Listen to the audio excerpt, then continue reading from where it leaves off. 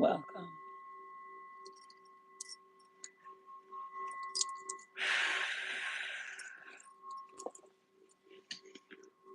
Welcome and happy new moon in Virgo. Um, the eve is upon us. Um, and we're in my art room because new moons often give me mad creative vibes. Um, so we enjoy that atmosphere. And I'm gonna use my Circus Tarot deck because the weather is bipolar. Everything is caught in the winds of change. I feel like people are seeking to retap or tap into that joy. And September's Suicide Awareness Month, so consider just how proud of you, young you, would be. And just how cool they think you are, and just how thankful they would be for you still keeping on, my friend. Uh, I know that is very much the case for me. So, upon this new moon, I wish you wellness, but may we cultivate it more deeply in ourselves. Let's see, moon in Virgo. Da, da, da, da, da, da, da, da. There's an interesting relationship to Venus and Mercury, and an interesting relationship to Saturn and Neptune, and sort of like at opposite perspectives or angles. On which Virgo is a very, proper preparation prevents poor performance kind of vibe. But is also, I think has chaos kind of in their bones, so they do seek order, or has experienced chaos or repression in its past, and so they do seek order and control in a way. And we are absolutely given a time that is very much feels very out of our control. However, if you believe in hologram perception of the world we live in, then is it ever really fully out of our control? Are we ever fully out of our own control? But so given that, um, I think the moon is also squaring Mars, which is on the cusp of moving into its detriment in Cancer.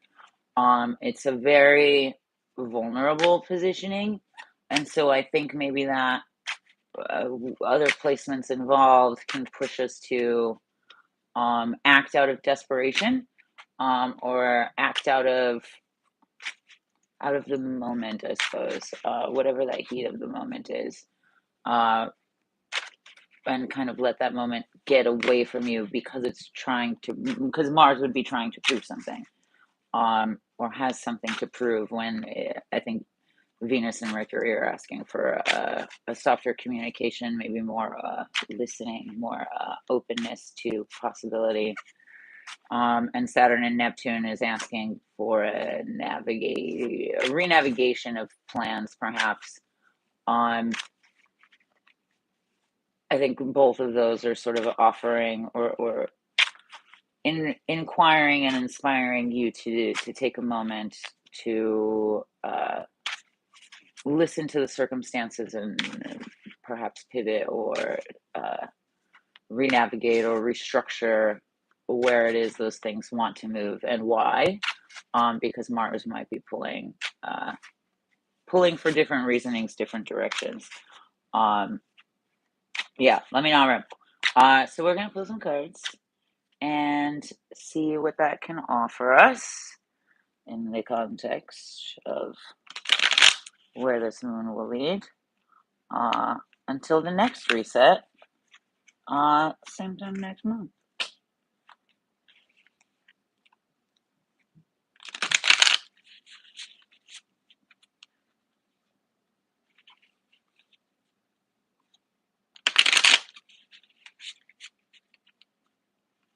Okay, I like that. much like they are in between us, my friends, and we are hanging out.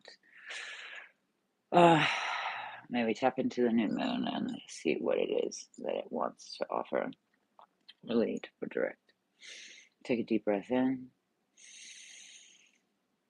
and exhale. Take a deep breath in and exhale. Take a deep breath in and exhale.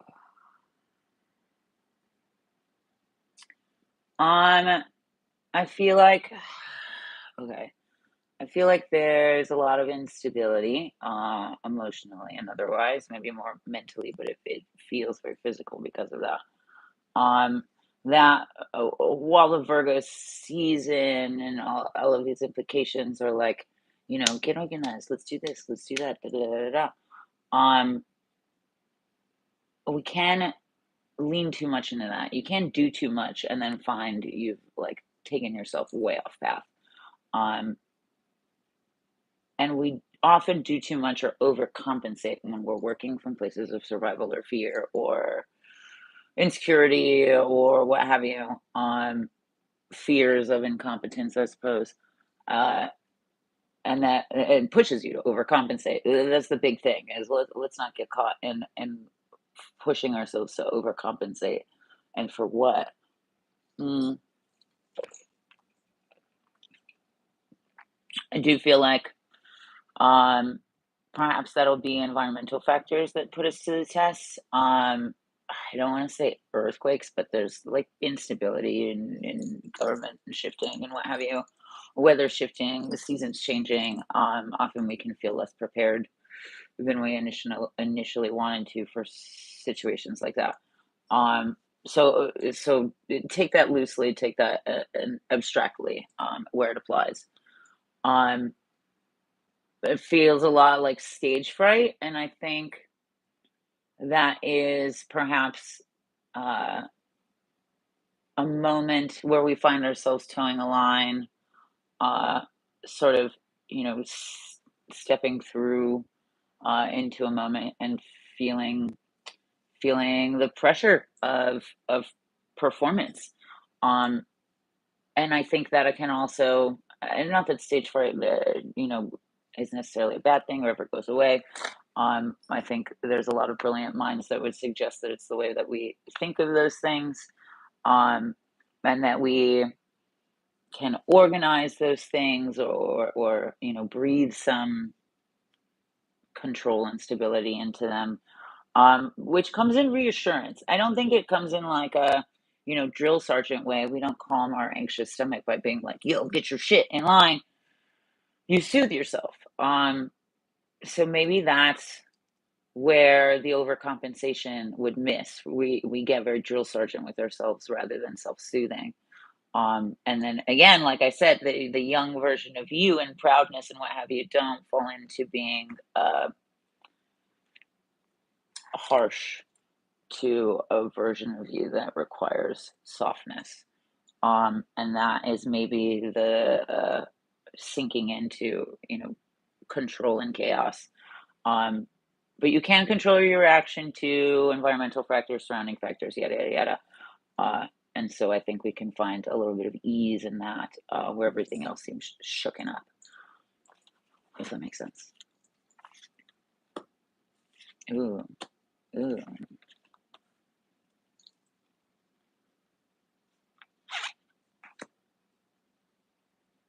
Oh, okay. Um, Two of Cups, Six of Swords, Four of Swords, Four of Wands, which very much leads me back to what I said earlier about emotional energy becoming physical or mental energy becoming physical. Um, the Two of Cups is very much, uh, like for sure, for some people, that's going to be a new job, new opportunity, new doors open, what have you. But I do also feel like in a very ontological way, this is a conversation with ourselves. before anything even gets moving, before those opportunities even happen, before those doors even open. And the ways in which we see ourselves and see ourselves in right relationship or in pure light, pure angle, pure waveform. Um, what does that patterning experience look like for you? What do you want it to look like? Um, Even our young selves were patterns of like joy and creativity. What are we a pattern of now? Um, are we still a pattern of art and ritual, which ultimately is all I am for? Um, I think this is also a focal point in, you know, that carnival ride where you're in the teacup and you like spin it and you ride it with a friend so you don't like lose balance. You are this friend in this way, but you also have to focus on a stable object or like there's a stable focus point to keep you from getting super dizzy in those kinds of rides. Um, which is why a lot of people don't like them because it's hard to find, or hard to maintain. But in a world where everything is spinning, um, your your truest, your kindest self, your unscathed, unresentful self, um, is both the perfect reflection and the most important focal point. Uh, so as the world spins, keep an eye on that. Keep an eye on that site. Let that be your bright point. Let that be let that be a lighthouse.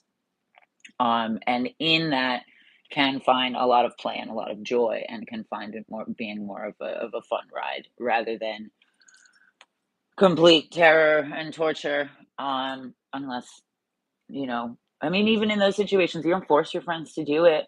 So, again, Mars overcompensating, the push to do, push to organize, Virgo pushing Mars is very much the being the homie that peer pressures and forces a person into this, which does feel like torture. Mm. So where are you forcing yourself? Where do you find resistance? And 100%, you'll just see that naturally in your body. Like, is there somewhere you go where your shoulders hike up? Um, where you tense? Are there people in your lives that create those environments? um this is a very real conversation with yourself and your reflection. And for a world full of empty affirmations, this is what ultimately empowers those things. It's not just about uh saying, you know nice things to yourself in the mirror, or just saying nice things to yourself. It is very much about the intentionality behind that and how your brain neurologically latches onto those things. Not to science up the woo woo, but there's proof and lots of research to show that certain eyes will link up certain neurological synapse. Da, da, da, da, da. Um,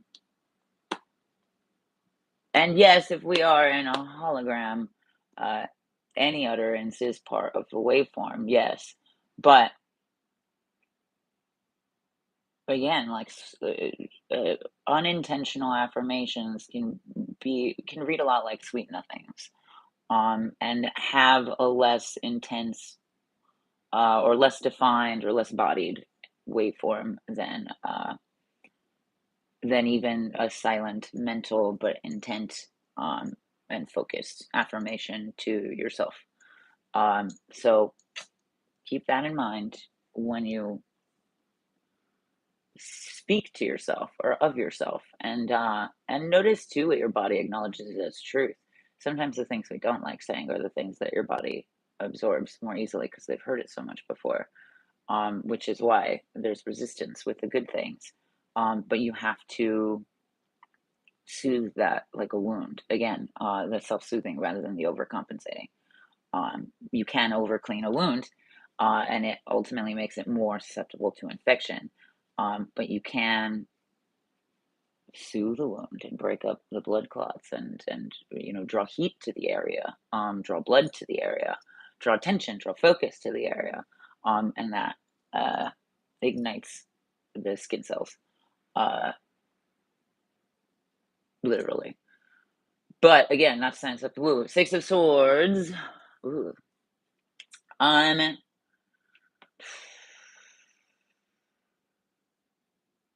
The white rabbits are also in a portal. This is very much the ways in which I think we portal jump um, in and out of ourselves.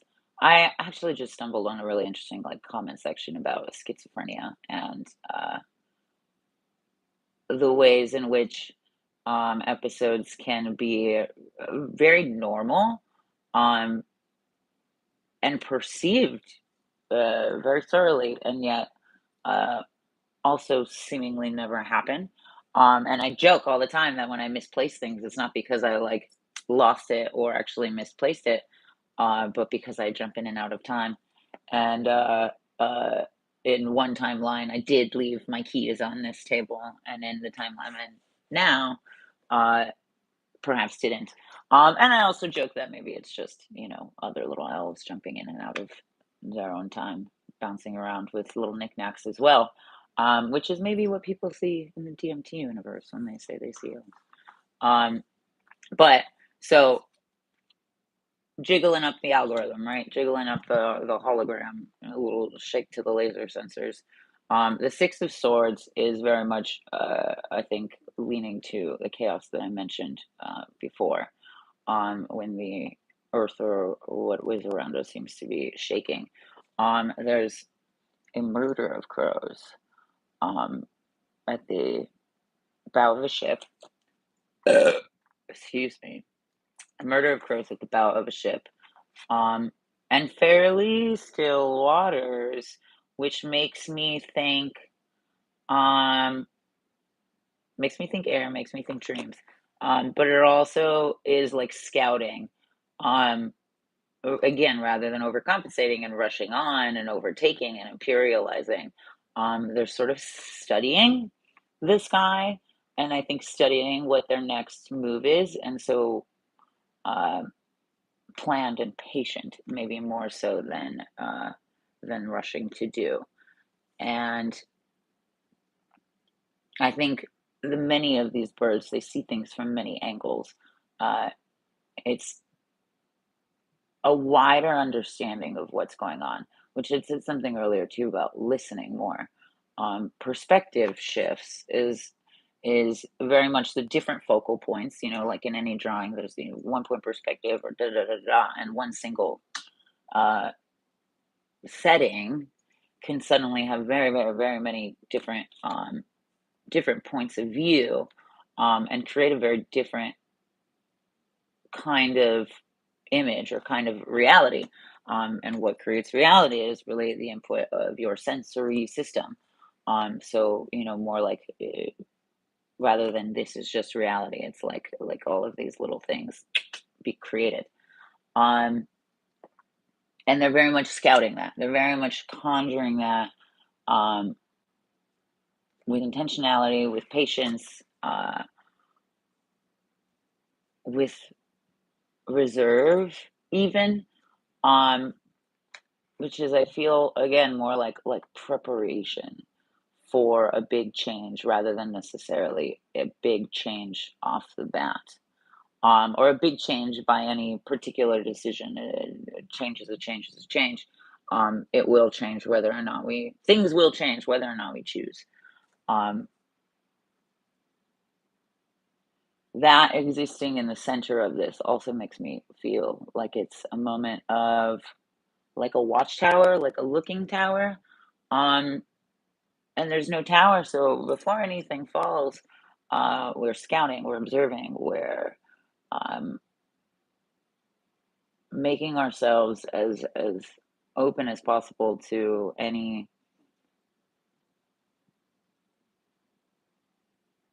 perceivable information, like any peripheral information. Um, the periphery of the plan that we have, perhaps, uh, the details at the fuzzy edges of the border. It is a whole new world. The Four of Swords is the last card, and at the bottom of the deck was the Four of Wands.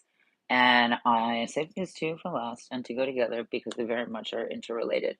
This is 100% what I said earlier too about like mental energy becoming physical or becoming embodied. But this is like a positive, um, look what I made out of this rather than look what it's done to me kind of trajectory, like rather than, it being a scar to wear or adorn or baggage to carry or bruising. It's very much a new tool to create with. Whatever whatever these thought processes in this next chapter, lead us down or lead us to explore it. Have these open conversations with that young, honest, perhaps less uh, less scorned you. Um, the person in the Four of Swords is also very much like not just at rest, but sleeping with this knife. Um, it's not rest if we're constantly uh, already spent or already expended. It's not rest if we're not looking forward to waking up. It's not rest if we're on guard constantly. That is still survival mode, and survival mode ain't living. And I know by personal experience that it can feel like that never changes, or that's not a light at the end of the tunnel that can be foreseen. Um, but that's exactly what this Four of Wands is also there to present, is very much a light at the end of the tunnel, an illuminated doorway, an illuminated central space. It's like, any loading dock for any game, any save point for any game, any, loading dock or rest point. Like in GTA, you like go back to your house and you can rest, and then you wake up and it's a new day and your health goes up and blah blah blah. It's very much that if you make it your sensory reality, um, and I had said something earlier about life being ritual and art, um, and bodhisattvas and yogis would suggest or have suggested, I suppose, that like the goal with meditation isn't for it to be this chunk of time that you section out that you're just meditative once a day. It's meant to be something that becomes so ingrained in your energy that everything becomes a meditation. Walking becomes a meditation, creating becomes a meditation, debate becomes a meditation, disagreement becomes an opportunity for agreeable meditation. Um, and that I think is very much what this is leaning to too. How do we create with the things that we surround ourselves with? Um, is there art in your house that you don't like and that you don't know why it's up? And what does that say to you? How does that reflect your reality? And maybe it's something as simple as that can change your perspective. Putting up a piece of art that you love and somewhere that you see often and that you relate to, because that's going to create this kind of relationship and feedback with the setting that you're in. For all of this online talk about NPC characters and this and that, and the way it's sort of slighted around by other readers and what have you. Um, Perhaps that only exists because we're on that level. Um, if if you created a wonderful and alive game environment, then would there be any character that is not playing? That would not be my ideal game. I feel like the best games are the ones where you can side quest with anybody, right? Um, and in that way, you continue to create your own experiences by and through everything that you move into or with or through. Um, so, what does that say? Are we allowing it to season our life, or does it make us more miserable? Um, and again, those reflections for a world also caught up in high vibe and low vibe and religion and cults, is all forms of designated hierarchy, and that is a man-made construct. Um, Even for uh, even for cultural practices, and I'm sure people will come at me for this. Um, Hierarchy is a colonizer concept, and even even in environments where they would argue against that, what's misunderstood here is in the same way I think that I differentiate like reciprocity and transaction or transactional relationships.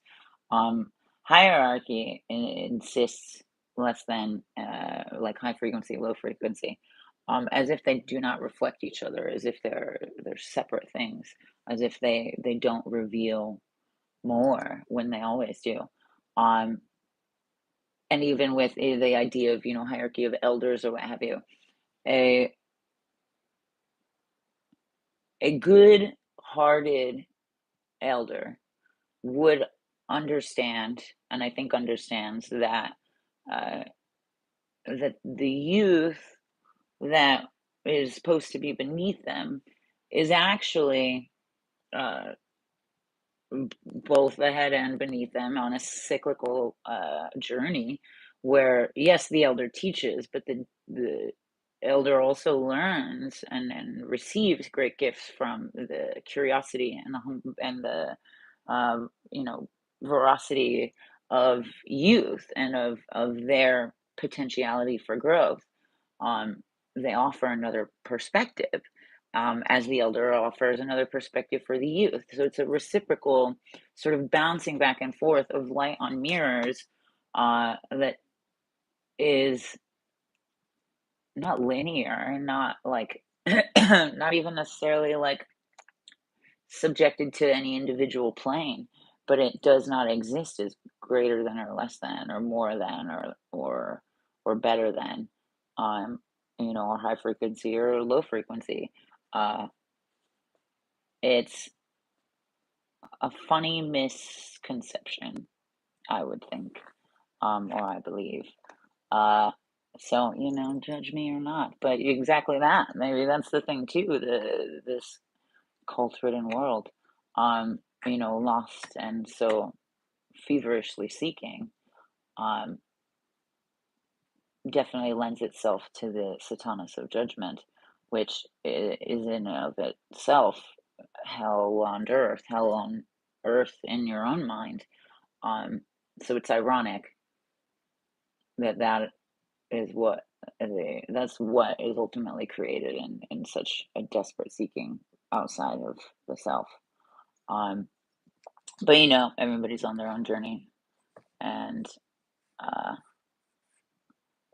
I move the way that I do so as to inspire others to find their own true inner north as well, their own true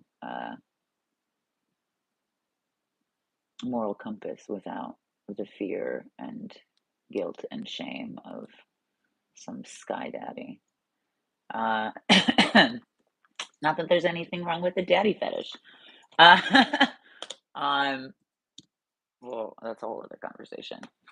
But okay, so let's move to numbers.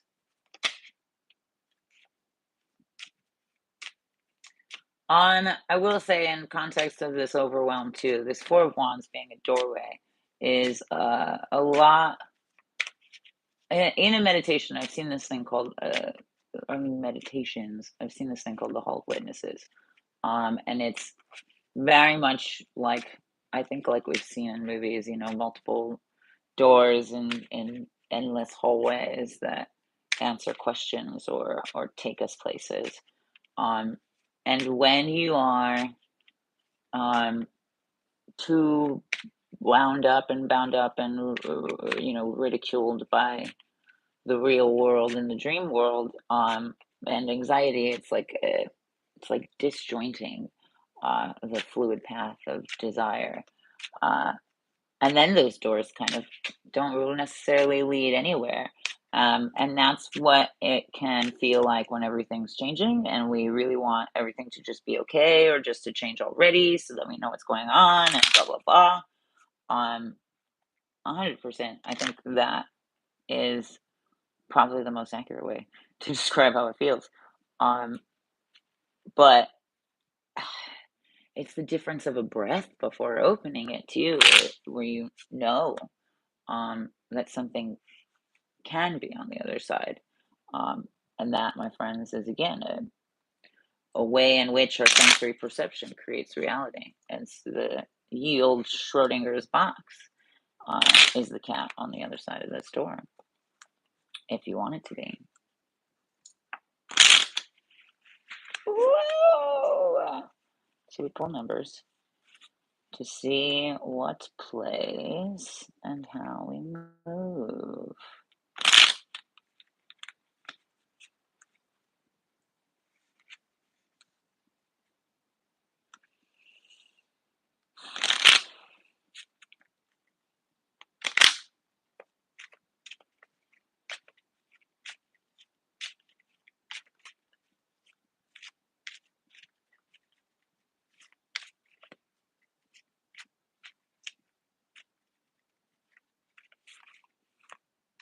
Ooh. Um, okay, I don't know if you saw that. We're gonna breathe.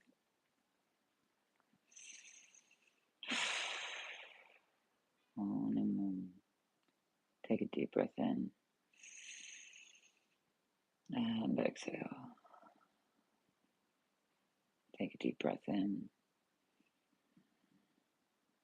and exhale. One last deep breath in and exhale. I think with all of the talk about doing, uh, and the anxiousness of performance and expectation, that rests a lot in our chest. So be mindful to take full breaths. It is very posturing, and that's something that we don't really think about because so much of our life is like hunched over at a desk or on our phones or what have you. Legit on our phones, most more than anything. Um, that I think is changing the way that we are structured in our atlas and the way that that sends energy. I think the Earth shows that just as well. But those full breaths help break up a lot of tension too. There are there's much more body to our lungs than I think we really are given knowledge of. And so that kind of hunching can compress the lobes in our lungs that actually prevents us from ever really getting a full breath without knowing it. And that inadvertently leads to tighter breaths, shorter breaths, anxiety in and of itself. Um, and I say that because I felt that so fully, and I felt all of this energy sort of pour out from it. And even before we breathe, tapping into this, I feel like the earth also has a general wave of sadness. The earth and its people generally has a wave of sadness. I know there's also theories that the moon uh, it sort of feeds off of this. So be mindful about the ways in which you let your sadness live. It does deserve to. It does deserve to be held, but it does not deserve to. It does not need to um, bury you alive, hold you down, calcify you, make you rigid and unfloatable, um, like sinking. Um, so with that, I send you love because I can feel it. If you are even open to your sadness being felt, yeah, send away so I can help you transmute it. 'Cause I'm actually pretty good at that.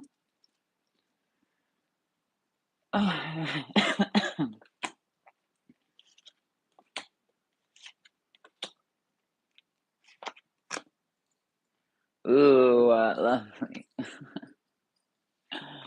And to help us transmute any sadness, our Jack of Wands, a fun, playful man, the King of Lumber, the one who probably built this structure realistically. What a fun relief! What a good laugh! I feel like everybody's got that fucking goofy friend too that'll like crack your back, you know. That's that homie.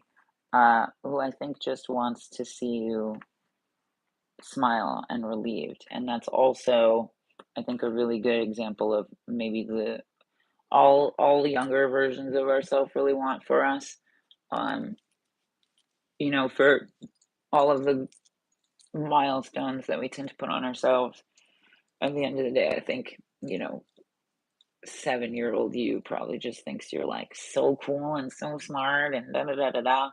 Um, just for, having a cool skateboard or something. Or, just for having a high score on a game. Um, so it's little wins too. It's little joys in our lives that I think ultimately bring us relief, and that aspect of us wants us to laugh and play a little bit more, to believe, to have faith. But I'm not saying have faith in anything but yourself. Um, Even for those that may mean God. If you are a reflection of your God, then that means that you have room for faith in yourself, period. You can turn your uh, your worries over to yourself too, and have faith that you will come out of it because you've probably done more with less. And that is the ways in which uh, your God, a God, any God flow, the energy of the earth, um, the electromagnetic forces that feed our system, that tingle all the fibers and bouncing cells on the surfaces of our skin, so that our brain even recognizes what space or sense is. However you describe it, it is you too, and it is in you. And when I think you recognize the impossible as fully possible, is a vote of confidence in yourself, which is something to lean into, especially as Mars moves into Cancer. Um, it's understanding the full complexity of you, where Mars would be very insecure. This is, wonderment at Mars's ability to cry or laugh at the sight of a sunset, um, rather than think that is weak or distracting or non-profitable. Because this is also an Earth card, Ace of Diamonds. How could it be non-profitable when it is, in fact, of the Earth? Nine of Swords, Five of Wands, Five of Clubs, whatever, same thing.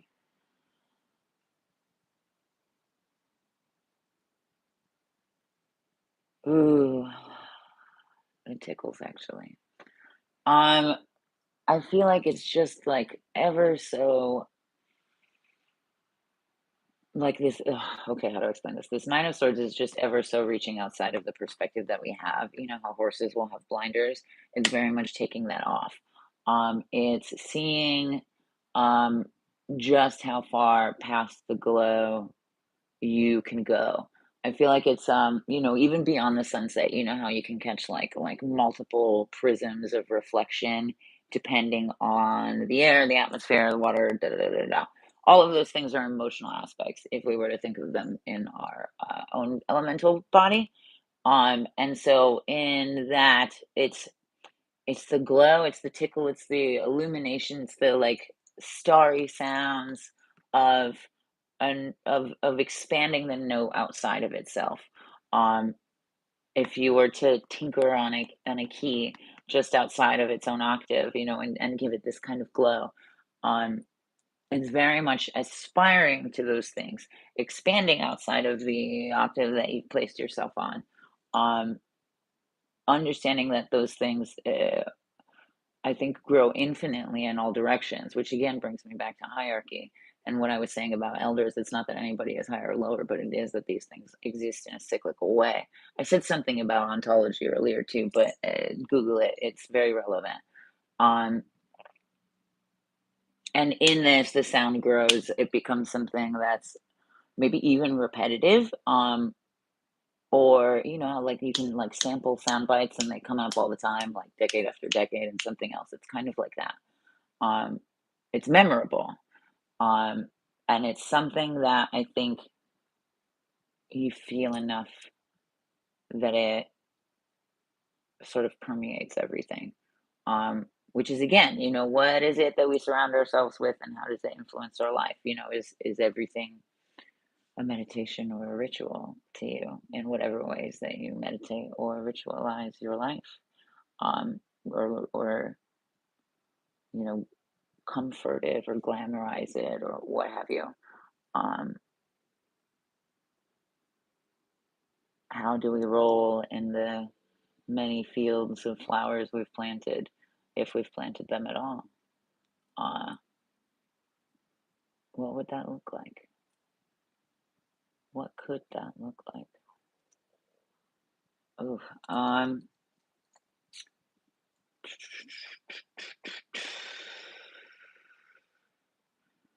5 of clubs.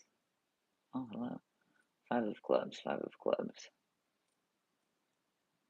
I think that also comes with the ability to see that in yourself in general. Um, which kind of brings me back to this first card and you know, people's perceptions of God. Um, people often have this like incredible, magnificent, wild, magical, beautiful, perfect idea of God. And a lot of times in religious cults, um, the that also comes with the understanding that you are like far from that, that you are a sinner, imperfect, that you'll never be, you know, anything without this cult leader or, you know, this cult in itself. Um, and that is uh, a one-way ticket to codependency. That is a one-way ticket to dependency on this thing. That's how we create an addictive nature around something and create insecurity. This is what substances, you know, do to us to rewire our brains. This is what partners, abusive partners, will do to isolate you from, you know, support systems, and all of those things we do to ourselves when we cannot see that the beauty that we want to see in the world is also within us. Um, or when we cannot see that the pain in the world is also something that is can be found reflected in us in some way, or at least you know entertain the thought even. I feel like there's an untouchable perfection to some people that think that they're only high frequency or only, you know, divinity or what have you.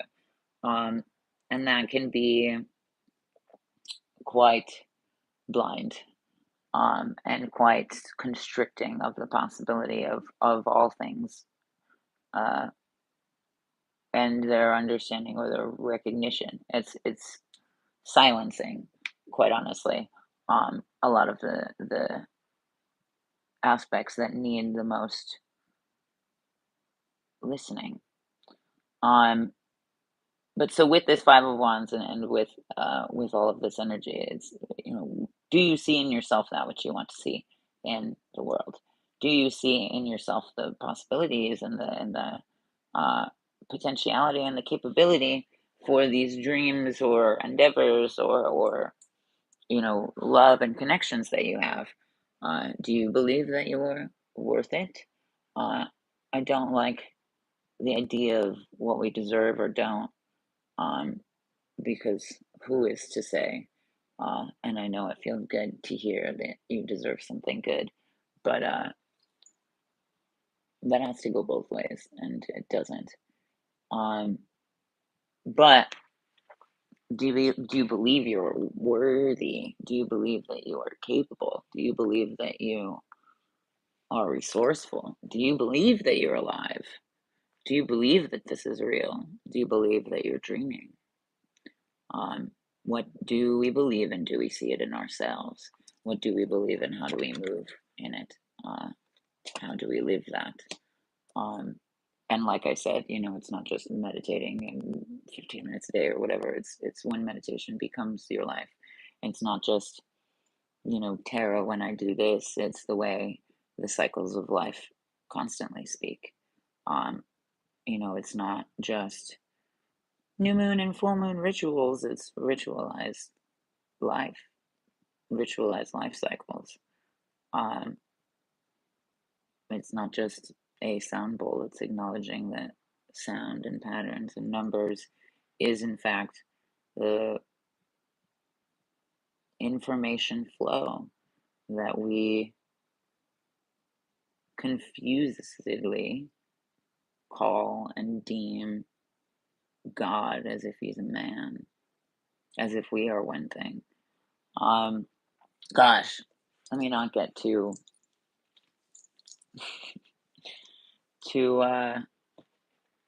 existential.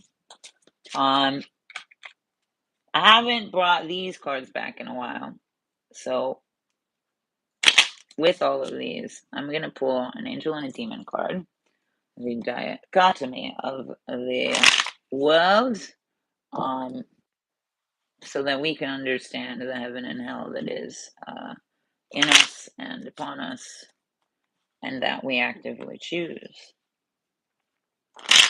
because that's all it is. You're not going to one place or another just because you wore cotton and wool or whatever the heck, whatever the hay. Um, and I have my own theories about the fall of Lucifer and who Lilith may be and why. Um, and again, history and its many rewritings have only been written by very select people, and there is only one version of the story.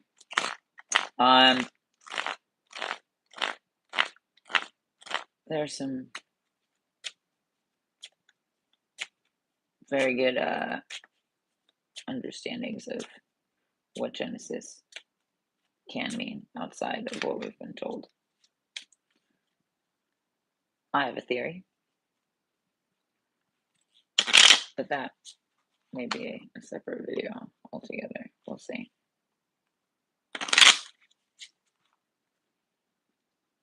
All right. This one wants us.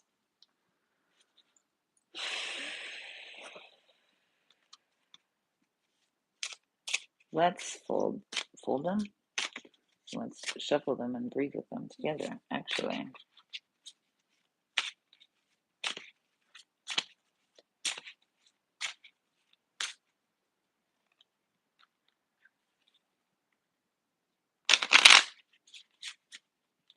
These are far from a traditional deck, so we'll see how I do with these symbols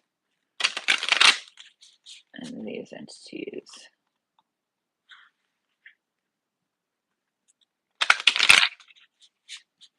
I read somebody's tarot cards out of an Uno deck, though, once. And be surprised how all of the patterns seem to speak the same language energetically. It's like coding.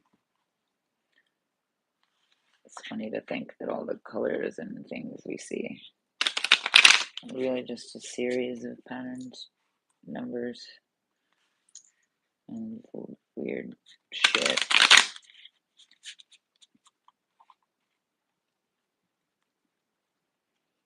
Alrighty. You two. Together. And much like we are. Not conjuring a demon, but together.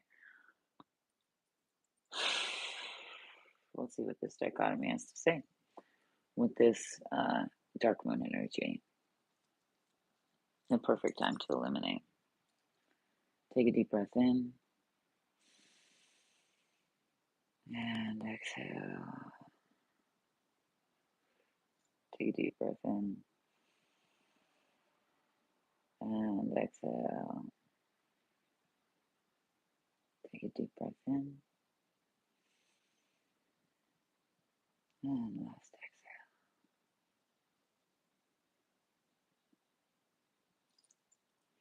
exhale. Okay. There's definitely an element of okay, we're gonna see. We're gonna see first. We're gonna see. Oh, hello. Oh, hello. Oh.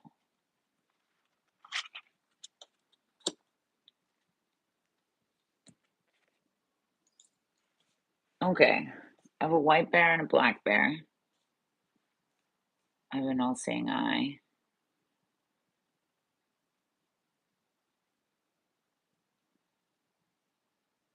And a demon that has 4 arms, 2 legs, a bowl and a fork. And then you want God who watches over fishermen. As a bear or a one-armed man. And he speaks with the familiar spirits of the village shaman. Um,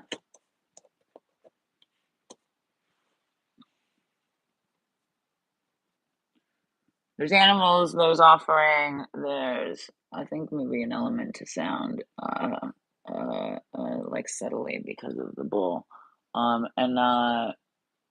it's sound and light and waves and connection of everything. Animals read frequency, like frequency of you. I see it all the time. It's so funny. People joke that, your dog looks just like you or becomes just like you or what have you, but it does. It very much reads, they very much read off of your energy and respond in the like. Um, I can't say not intelligently so, but they don't know the difference or why you're anxious. They just know that you're anxious and it makes them anxious. They don't know, why you're stressed. They just know that you're stressed and it makes them stressed. It's a lot like children too. Um, And so I think we have to be mindful about the way that we direct those things. And again, seeing a version of ourselves in the world around us as a response to us, rather than as something happening to us. And that in and of itself starts to open a lot of doors and create a lot of opportunity in the ways that we can shift through reality simply because we changed our perspective about it. Um,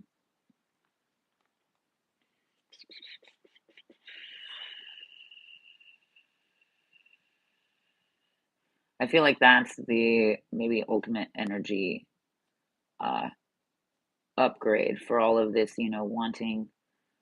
wanting a pure aura or this or that or blah blah blah. On our psychic energy and our um, ability to use the waveforms of our thoughts and emotions is is a crowdless show, is a like a thankless endeavor, is a feat. Like it is a show, but like nobody can actually witness it. And people don't want to necessarily believe in it, and it goes back to, again, like the where we were with reading numbers, people's ability to want better for themselves, people's ability to want healing for themselves, people's ability to want to believe in themselves, um, or people's ability to choose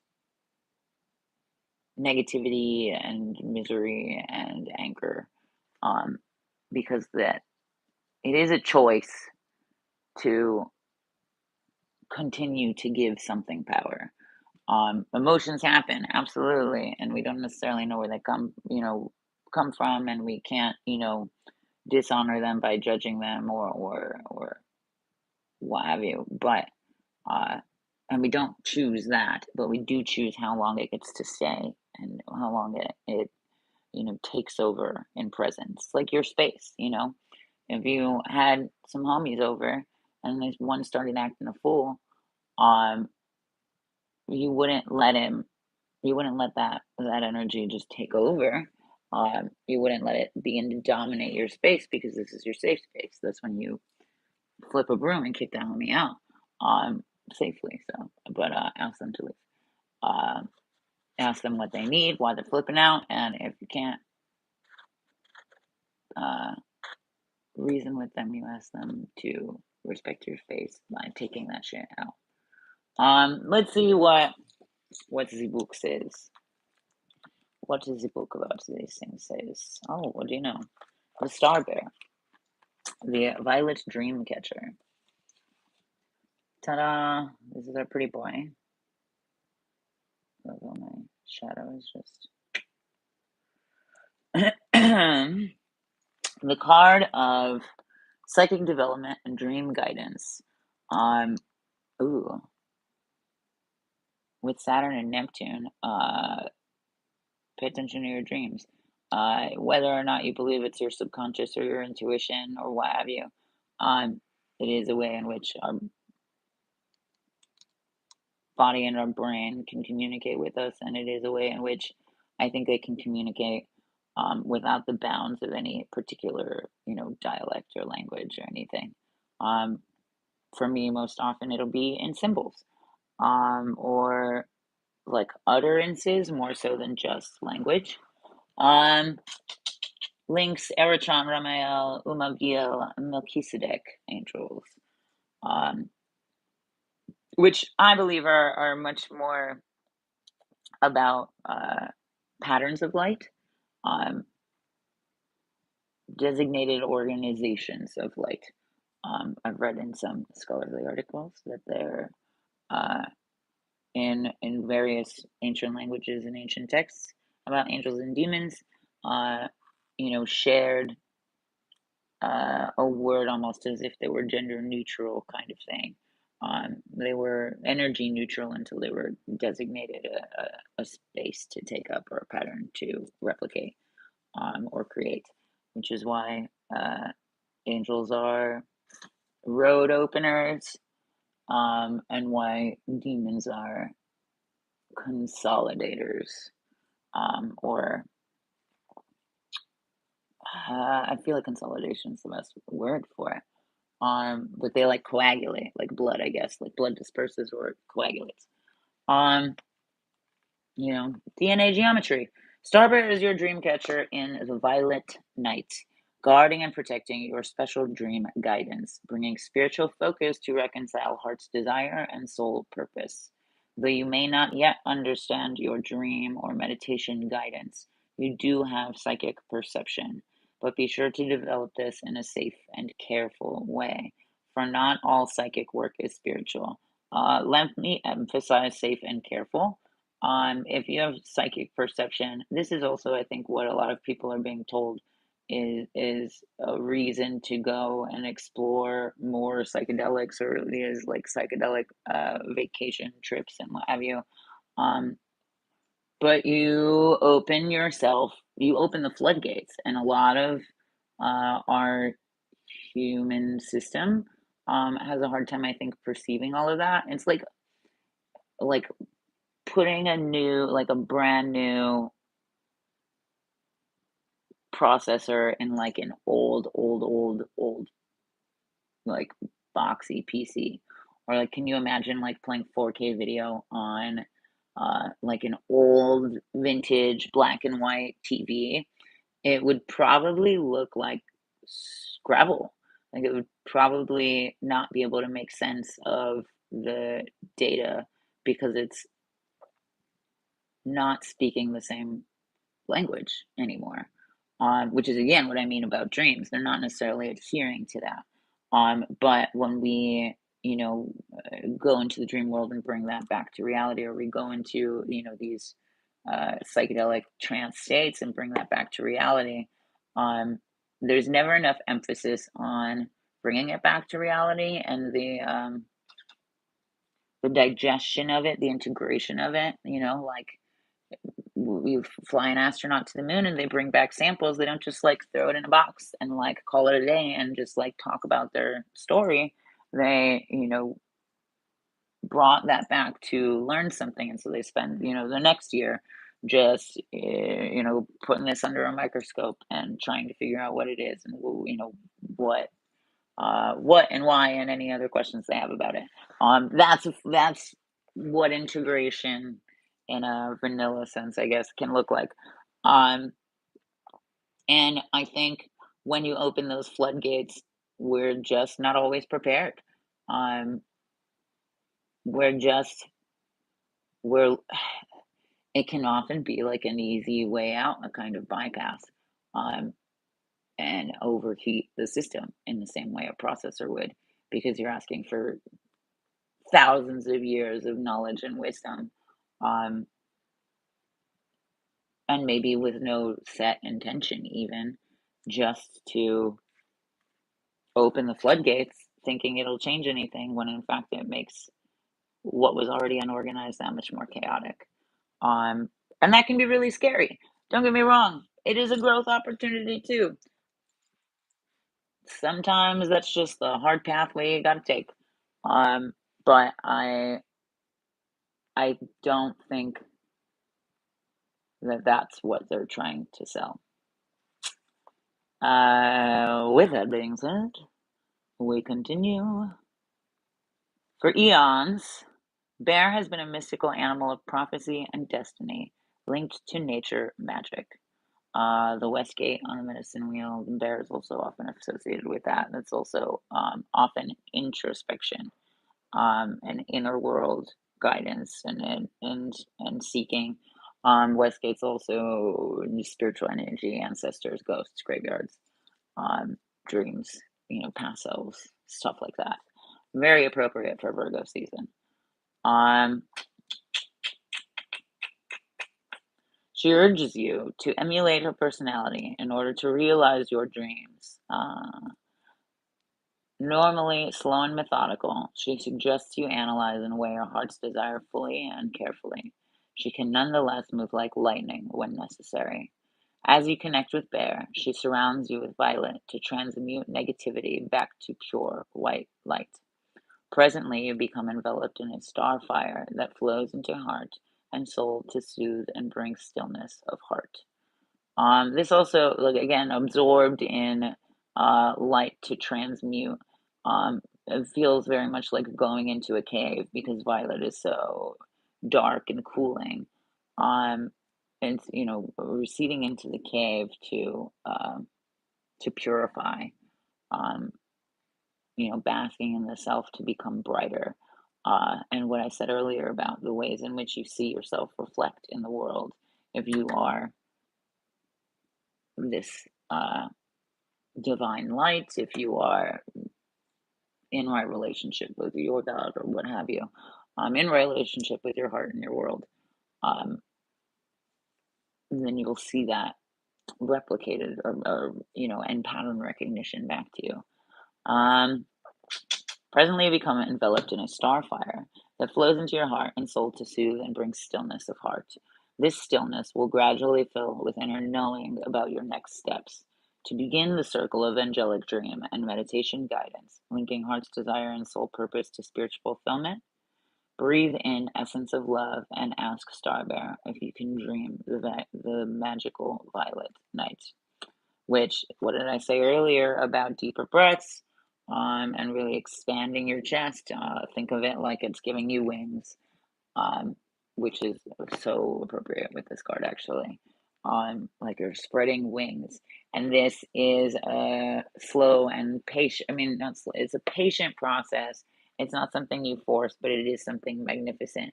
And I think that is very much what I had said earlier, too, about, this square to Mars and overcompensating, and being wary of doing too much and being worried about the wrong shit. I love how you just reiterate lovely things I say. Let's see, where's this other card? There we go. Arad, the guardian angel of self-belief. What did I say? What did I say? I'll just let you enjoy looking at that for a second. The guardian angel of self-belief, the card of belief in divine self and the future. Erid offers you the strength to help you really believe in yourself to achieve your heart's desire. If your ego or self belief has been bruised by life, underneath it all, the shining core of you is intact. We are all originally born pure beings. It is life that changes us. This is also very much in like Tantra is, I believe it's also part of Hinduism. But like part of yogi and Patanjali yogi stuff. But the tattvas, and the energy centers and the way they relate to this sort of sheathing experience of layers of perceptions of reality. Um, the what is it, Panchaklesha? The like 5 layers of life. Um, More on that another time, but it peels away perceptions of what you think you are and all of the things you are not, until you find, in fact, and this is a huge part of why I disagree with Western psychology, and you find out, in fact, that perhaps there's nothing to fix underneath all of the added layers of bullshit that we've been conditioned to is actually a pretty chill person. But when you dress it in layers of these fabricated needs and misguided desires and ego and insecurity, then yeah, it changes what we perceive and what we feel to be our true selves. So what would that be stripped? So that you are just as a divine light, and this is why uh, children are so important, and believed to be spiritually closer, or some believe that the baby hasn't fully chosen to embody or incarnate in this moment until it's laughed, um, and that anchors the soul to the body. Uh, and conversely, Western religion, I don't think talks a lot about children, but I don't think anything about Western society or European society honors children or finds them worth protecting at all. But that's maybe something you agree with too. um,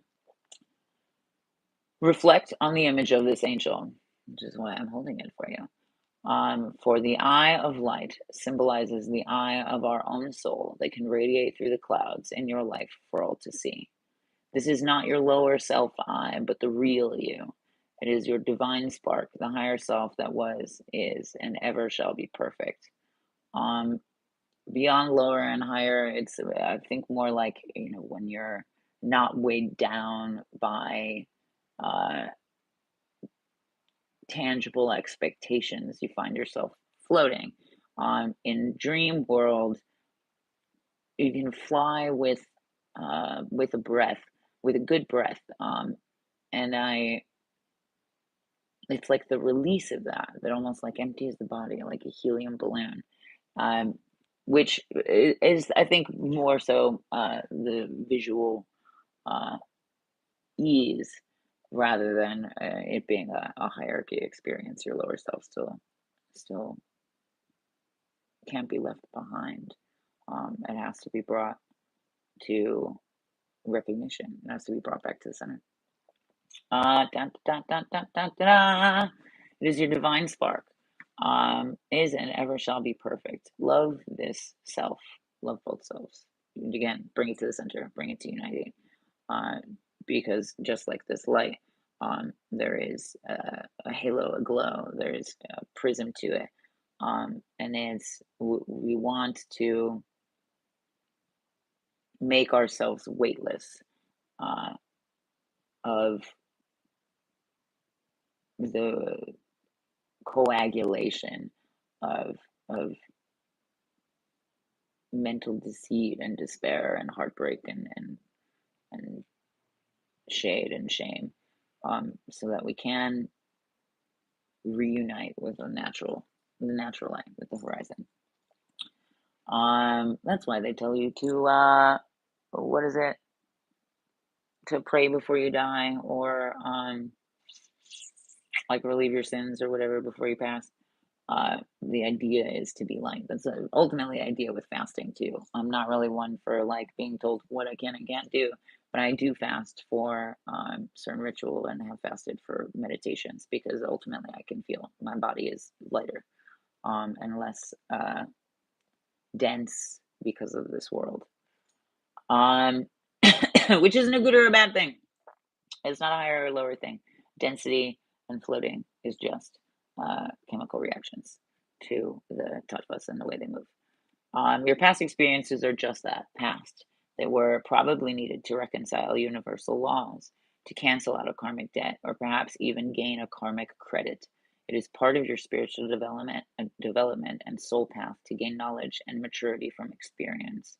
Now apply this wisdom to review your aspirations, seeing them in a truer, clearer light. Which very much also makes me think, the only hierarchy uh, is elder you and young you, um, and what that relationship is like. Which even then, it shouldn't be a hierarchy. Older you shouldn't be like beating the shit out of young you in your mind again. That's probably what your parents did, and we're not trying to replicate that. But what is that relationship like? How do you gain knowledge and maturity from these experiences? How do you cultivate curiosity? How do you cultivate a playfulness and a joyfulness, which is the young one, and an ability to even see uh, different perspectives and possibilities in any given situation, especially in a chaotic one? Um, Aaron's eye of light shines down on your crown, bringing reason to illuminate your mind. With this enlightenment, you can rediscover your lost pure self and from there engage this self in a freshly determined heart's desire. Oof, that looks so magnetic. Wild. In which case, perhaps it's a pivot. I think some people may also, move really quickly, and this is maybe the difference of like somebody who, drops everything and moves across the country to start over, um, versus somebody who just is, maybe planning and plotting, maybe trying to find somewhere where they would have, doing the research to find somewhere where they would have a safer landing, or, where they would ideally like to go, perhaps doing some research into what it is that they really want. There's something interesting in here with Iceland, which really only like in a personal way. As much as I've always liked warmer places and imagined myself like running away to a tropical place, or loving the idea of beaches, I live where it's fucking cold most of the year, and find myself really loving visiting places that may be even colder, at times, and or even, more of that vibe rather than the opposite. Um, and within healing circles and ley lines just within the earth, especially from this location in the United States, I think one in particular definitely also encompasses uh, lands like Iceland. This is technically Greenland. And I know that the weather's different there, but it is farther off. It is just a different direction that perhaps I had never thought of going, but has always been waiting for me to find that is somewhere my heart wants to go. So you'd be surprised how that can happen, and it's not the sudden pick up everything and leave that the dramatic exit that you imagined it to be. Not everything has to be that. We're just obsessed with, I don't know, uh, main character energy, I suppose. um, okay, so we move on to the Demonia cards, the Daemon Tarot, and find this first card. There we go. Perfect. Ooh. So this is our bear demon. Ooh. That was alongside our polar bear. Uh, Tongarsuk, which has many other spellings based on approximations with regional dialects, is again not strictly a daemon, but rather an Inuit deity whose native lands are the skies and caves of Greenland and some northern parts of the North American continent. In Dictionary, he is depicted as a bear, and in Calling to Plants, he notes that he also may manifest as a one-armed man. According to the writings of polar explorers in the 1800s, Torngarsuk was a deity invoked by the Onondagas, figures analogous to the shamans or medicine men of other native cultures. Of other native cultures of the Inuit peoples, when villagers grew ill enough to require mystical intervention. Ill enough. That's a really good point because that invokes desperation. That invokes, I've tried everything and I'm desperate and I just hope to God something works. Which is unfortunately the only time people are really willing to believe in themselves and channel energies like this, or be willing to face themselves, or really see any possibility or light or hope in themselves is usually when they've given up on everything else.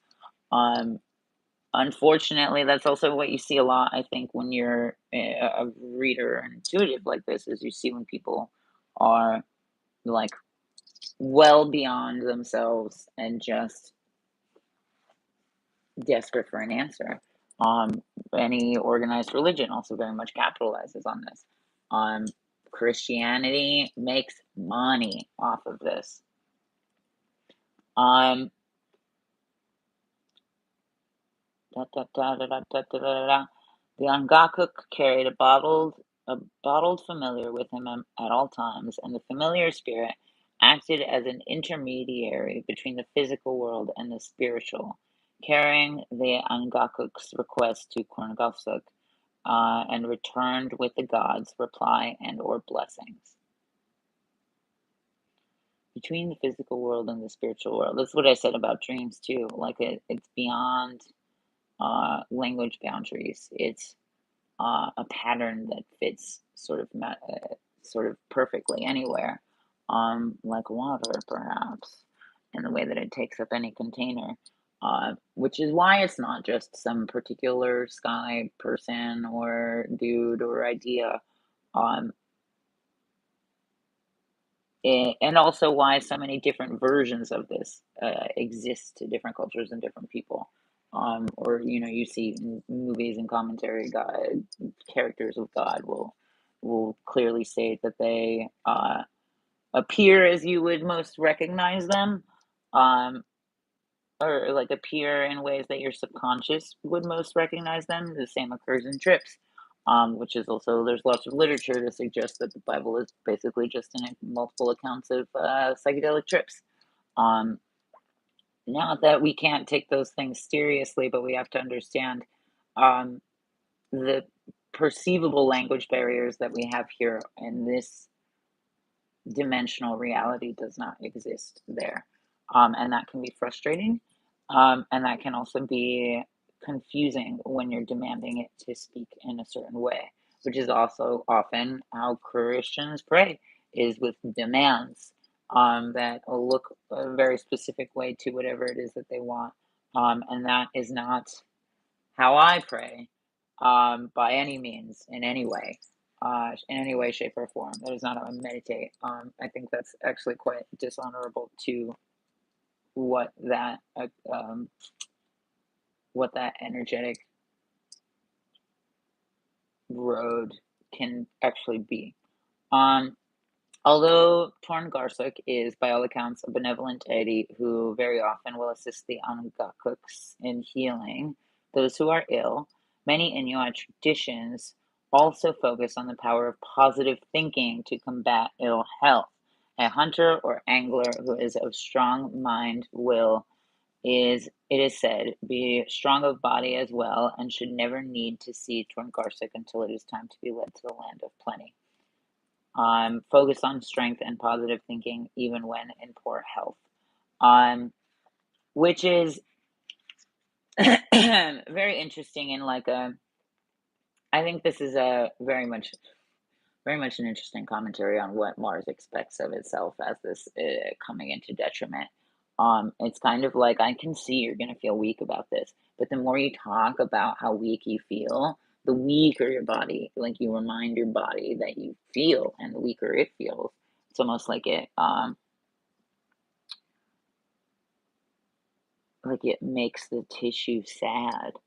Um, and I know with neurodivergence and like hypermobility, your muscles are more likely to go into a rest state, because it's also kind of constantly in a hypervigilance survival mode to a large degree. They're constantly expanding a little bit, outside of its reach. So when it's in a stable mode, it's in like hyper recovery mode, right? Um, it's not just your tissue. That's like the way your mind works. Like it's so funny to me how much science and spirituality sort of overlay each other and constantly feed off of each other, and how we find these little truths that just kind of expand bigger and bigger in these energetic patterns. And this is very true. Even in fighting, you can activate the mitochondria in your cells before you activate fully, so that all of you is just invigorated and awake. But if we're pursuing patterns of misery and exhaustion and overexertion, um, then all of those cells are resting, and we can't be angry at them for that, because it's also what we're kind of telling them to do. Um, so we need to be clear on what it is that we want our body to do for us, and whether or not we're even making those uh, even whether we're making those circumstances compatible to that request or that desire. Um, thank you. Quite practical. Quite practical. Not afraid of the water, but a very helpful masculine energy to navigate some softness and some tenderness and some intensity uh, in a very responsible way. Ooh. Where's our other guy? Where did I put you?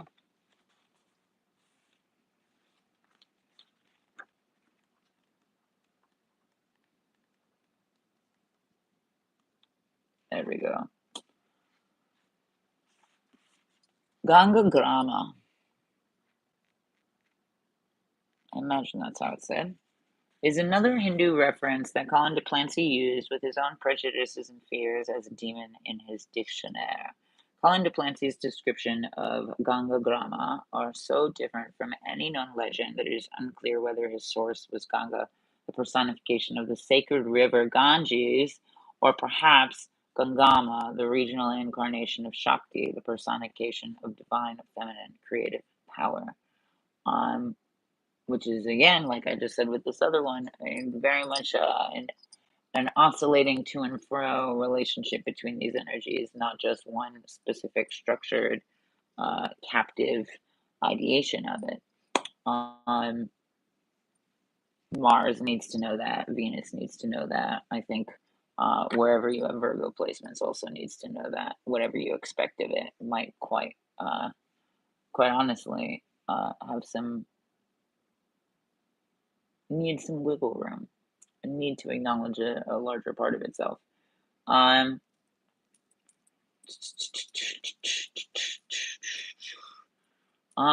Sources of the river Ganges. I believe that's where you can also get like tears of Shiva.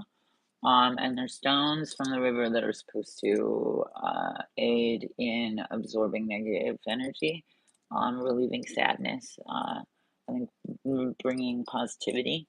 I have one. I often use it to just to roll on my body as well, or any particular spot that feels really sore.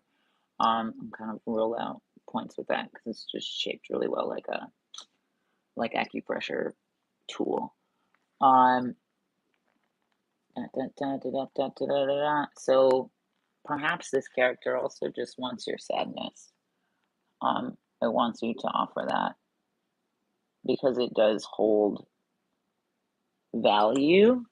Um, I feel like we treat our negative feelings or low vibrational frequency feelings or what have you, like they're worthless, like they're garbage, like they need to be gotten rid of.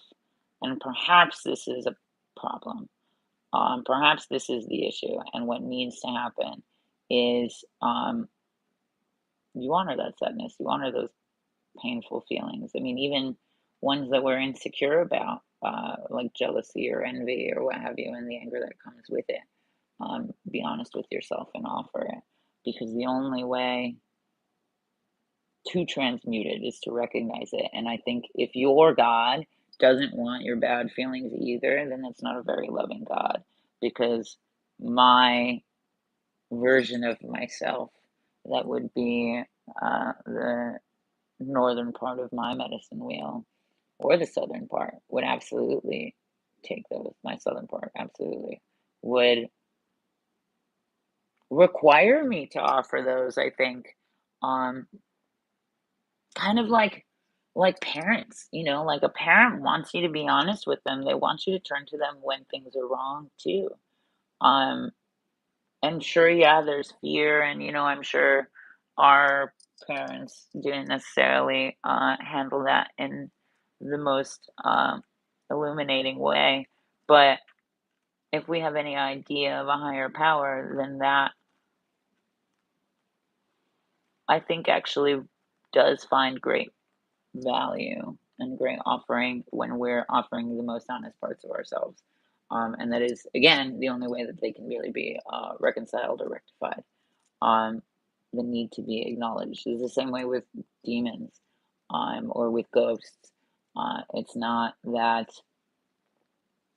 they're chasing, um, it's that they need to be heard. It's that they are desperately trying to be listened to while we're also desperately running. Ironic. Um, let's see. Calling Duplancy's entry on Ganga Grama, whoever she may be, includes a terrible ritual allegedly used to honor the demon god. Although Colin Duplancy specifies that his Ganga Grama is a feminine entity, he uses the masculine pronouns he and him throughout the description of the ritual. Interesting. According to Dictionary, women of a village were lured into participating in rituals to honor the demon, being told that no harm would come to them. What did I say earlier about luring people to do shit? Or luring yourself even? That's not how things get done. However, once they agreed, they were suspended in the air by hooks pierced through the skin of their backs, and their cries were drowned out by the roar of a crowd. Wow, envious, honestly. That sounds like a beautiful ritual. However, even in context of like suspension or Sundance as I know it, um, I was talking to somebody about this actually, and it was the conversation was like that and like comparing it to psychedelics, I suppose. Um, and I realized how often you hear people like, "You should try mushrooms. You should da da da da da. You should try ketamine therapy." Blah blah blah blah blah. Um, and they relate it to why I suspend and the growth and the vision that I get with suspension. However, it became very clear to me that like I would never do that. Like I would never be like, "Oh, you should suspend." No. You either want to already or you don't. That's not something that somebody else like fucking goads you into. Um, it's either part of your spirit and part of your journey, or it's not what you're into. Um, but people love to make it about them, and they love to be uh, like blasphemed and misunderstood, and uh, love to think that it's something so superficial when it's far more than that, which is ironic given the context of seeking more than that. Um, but you can't push those things on. It's not the energy that you want in a ritual to to perspire, like if that's part of the sequencing um and patterning that we want to push forward, that's not the way to start it. Um Offer and make yourself open to offering, but you do not push and you do not force. Power does not come with force. Uh, um, Although similar rituals did and do exist in many cultures, calling to Clancy seems to have been created as a cautionary tale against giving consent for infernal rituals without full knowledge of the proceedings. It also, I think, reminds me of the overcompensation, the jumping to conclusions, rather than patience in preparation for performance. Um, However, I would be remiss if I did not point out that ill-using an unsuspecting female to prove a point of worship is not too far from what Colin de Plancy has done by inventing or twisting the tale of a sacred Hindu aspect to further his own beliefs. Ironic, again, isn't it? And truly, I think that's something that is very much on the rise, and you see it often. Um, and is very much wrought in the history of witchcraft and magic and the occult.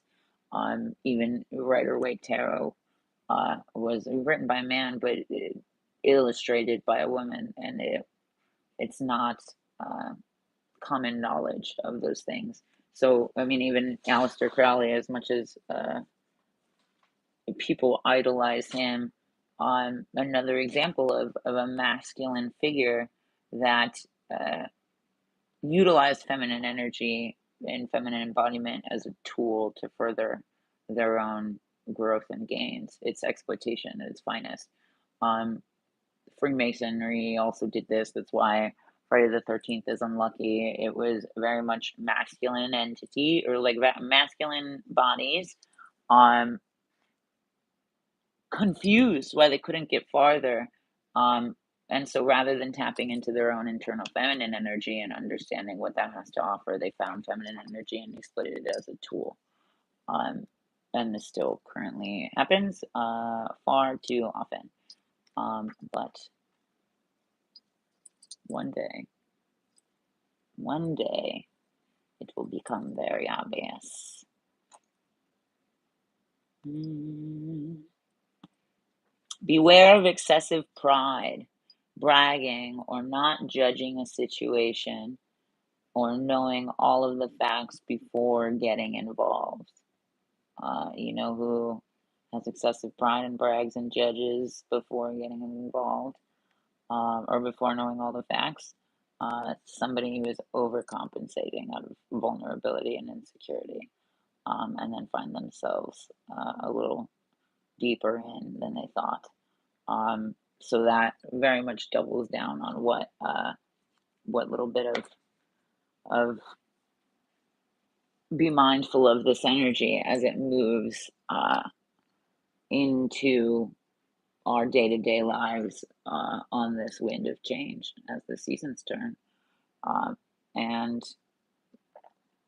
I think ultimately, rather than push or force your way through this, uh, as you idealize or intend to, make yourself open to offering. Make your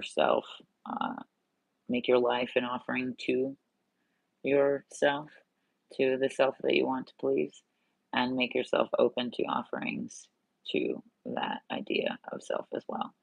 And see how many doors that opens rather than rushing through them, anticipating that everything will be perfect on the other side. It is perfect now. It can be in that moment, but take a full breath and take it all in and check your sensory understandings. This is your hologram. Um, this is your game. You can play it to enjoy it, or you can play it like a burden. Which brings me back to the last card of the deck. Tis not a burden, tis a fun and friendly helper. In the same way that comedy got us through some hard lockdown, uh, continue to make yourself aware of joy and laughter in small moments so that the large, heavy, hard moments do not feel bigger than, um, because again, within ontology, you can dilate time with your mind if you are aware of how much potential is in a moment.